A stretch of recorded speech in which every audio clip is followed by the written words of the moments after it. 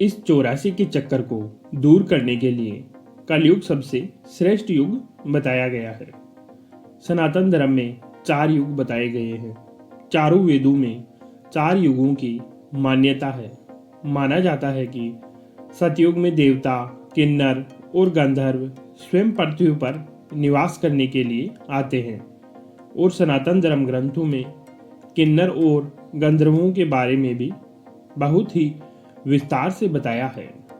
सतयुग के बाद आया त्रेता युग और इस युग में भगवान श्री राम ने जन्म लिया था और वह स्वयं श्री विष्णु का अवतार थे।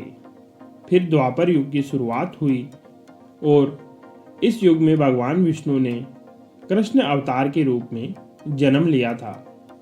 भगवान कृष्ण ने द्वापर युग में जिस तरह की लीलाएं की उनके बारे में सत्पुरुषों ने बताया कि भगवान इन लीलाओं के जरिए मनुष्य को कलयुग में जीवन यापन का पाठ पढ़ाकर गए हैं।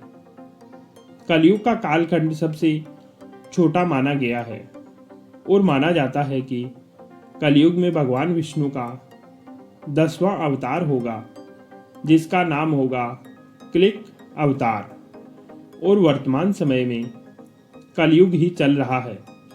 और विष्णु पुराण के अनुसार कलयुग का वर्णन करते हुए कहा गया है कि कलयुग में पाप इतना अधिक हो जाएगा कि सृष्टि का संतुलन ही बिगड़ जाएगा।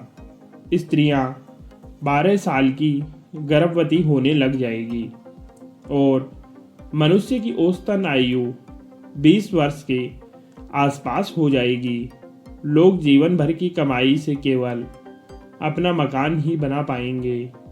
और इन सब के बावजूद जब पाराशर ऋषि से सभी देवताओं ने पूछा कि सभी युगों में कौन सा युग सबसे बढ़िया है, तो पाराशर ऋषि ने बताया कि वेदव्यास जी ने वेदों का वाचन किया है और वेदों के रचनाकार भी वेदव्यास जी ही है और भगवान गणपति ने उनके अनुग्रह पर उन वचनों को लिखित रूप में प्रस्तुत किया है।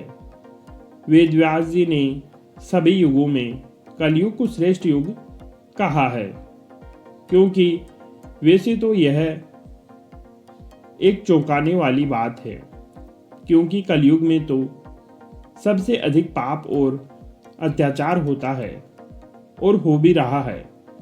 वेदों और धार्मिक ग्रंथों में ऐसा कहा गया है कि अगर ऐसा होगा तो कलयुग सबसे सर्वश्रेष्ठ कैसे हुआ।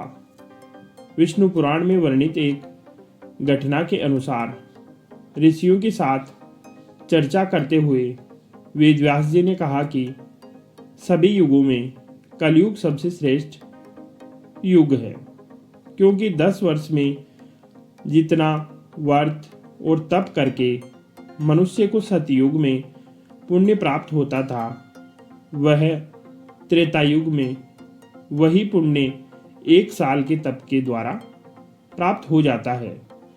और उसी प्रकार 1 साल में जितना पुण्य प्राप्त होता है वह द्वापर युग में 1 महीने की तप से प्राप्त हो जाता है और कलयुग में यह पुण्य मात्र 1 दिन में ही प्राप्त किया जा सकता है।